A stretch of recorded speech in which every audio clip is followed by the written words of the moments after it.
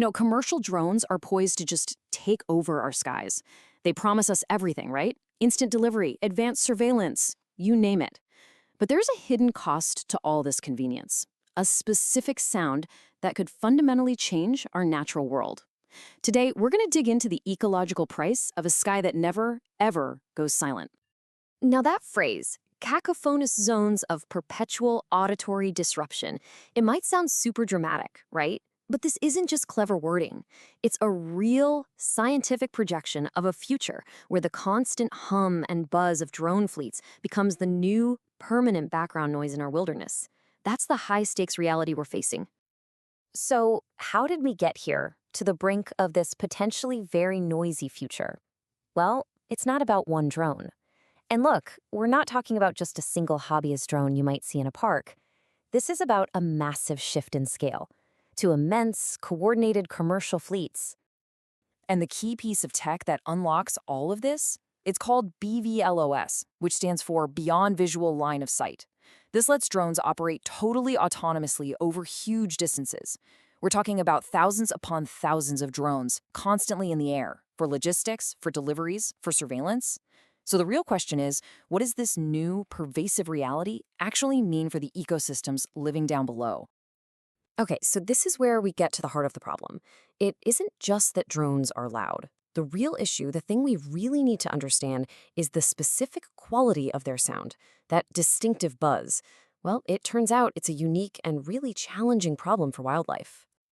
So the science behind that iconic drone buzz, it has a name, blade pass frequency, or BPF. You can think of it as the drone's acoustic signature. It's got this powerful, low-frequency hum, right around 100 to 300 hertz. But, and this is crucial, it also creates these strong harmonic overtones, which is that high-pitched buzz that goes way up into the kilohertz range. And that, right there, is where the trouble really starts for wildlife. The problem is a phenomenon called acoustic masking. And the best way to think about this is, imagine you're at a really loud rock concert, and you're trying to have a chat with your friend. The music isn't just loud, its frequency is overlapping with your voices, basically drowning you out. Well, for an animal, drone noise can do the exact same thing to a vital signal, like a mating call or a warning that a predator is nearby. So let's really dig into this direct conflict. When you actually map the frequencies of drone noise right on top of the communication channels that wildlife depends on, well, the problem becomes incredibly clear. Wow, okay, this table really lays it all out, doesn't it? Just look at songbirds. Their critical communication, their songs, their warnings, it all happens between 2 and 5 kilohertz. That is the exact same range as the drone's high-frequency harmonics. The masking severity, it's severe, it's a direct hit. Meanwhile, that low-frequency drone hum, the BPF, is jamming the signals for amphibians and fish who need to hear sounds below 600 hertz to survive.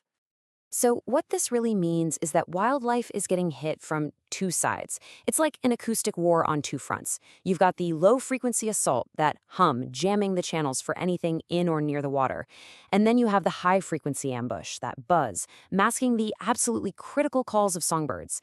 It's a total disruption of the natural conversation. All right, so we've seen how this messes with individual animals. But what happens when you scale this up? How does this noise problem snowball into a chronic, cascading threat for an entire ecosystem? Well, think about it. Constant, inescapable noise. For an animal, that means their stress hormones are just through the roof, all the time. This makes them way more likely to get sick, it tanks their reproductive success, and eventually it can force them to just pack up and leave their territory entirely. So the end result is that their habitat, it literally shrinks. It becomes a smaller, degraded place to live. So you might be thinking, well, can't they just fly the drones higher? It seems like a simple fix, right? Well, let me throw a number at you. 1,340 meters. That's over 4,400 feet. That's how high a single, noisy consumer drone has to fly just to be acceptably quiet on the ground. And this chart here really shows you why that's such a problem. We're calling it the noise altitude paradox. See, a quiet purpose-built commercial drone might only need to be at 120 meters, but a slightly louder consumer model, it needs to be way up at 1,340 meters, which is basically impossible for most operations. A small increase in noise at the source requires a massive, exponential increase in altitude. So just flying higher isn't a sustainable strategy at all. So if flying higher isn't the answer, what is? Well, it means we have to go right back to the source. The first line of defense is all about smart engineering, creating a new generation of drones designed for what some are calling biostealth. And on the sound front, there are two really incredible technologies at play here. First, optimizing the actual shape of the propellers, redesigning their geometry to be inherently quieter and more efficient. And second, something you might have in your headphones, active noise cancellation. We're talking about using an onboard AI to generate an inverse sound in real time to literally erase the drone's noise from the air. How cool is that? But stealth isn't just about what you can hear. Designers are also developing camouflage based on how animals actually see, not how our human eyes work.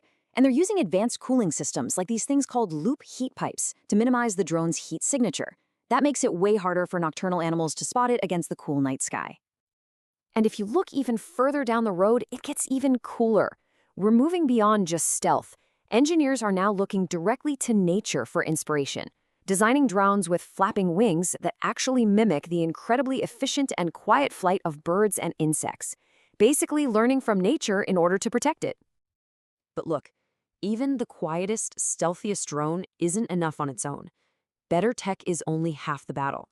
The other, arguably bigger half, is about changing the entire system, about building an airspace that is fundamentally aware of the living world flying and living below it. And regulators have a really logical, common-sense way of thinking about this. It's called the mitigation hierarchy. It's a simple, four-step priority list. First, and most important, just avoid sensitive areas. Don't fly there. If you absolutely can't do that, then you minimize the impact. Limit your flight time, fly at certain altitudes. Rectifying and compensating for damage, those are always the last resort. And this all leads to a really interesting idea for a new kind of social contract for drone companies, a two-way standard. The deal is this. In exchange for getting access to our skies, operators must follow a strict wildlife respect protocol to minimize their impact. But here's the other side. They also have an ecological contribution mandate. That means they have to share their environmental sensor data with conservation agencies, actively helping to protect the very habitats they're flying over. And you might be wondering, how on earth do you enforce all this? Well, the tech to do it is actually here. It's called unmanned traffic management, or UTM. Seriously, think of it as air traffic control, but for drones. These amazing systems can pull in real-time environmental data, like bird migration patterns, weather, even the breeding seasons of certain animals, to create dynamic, intelligent, no-fly zones that protect wildlife automatically. So this all brings us back to one big, final, and pretty crucial question.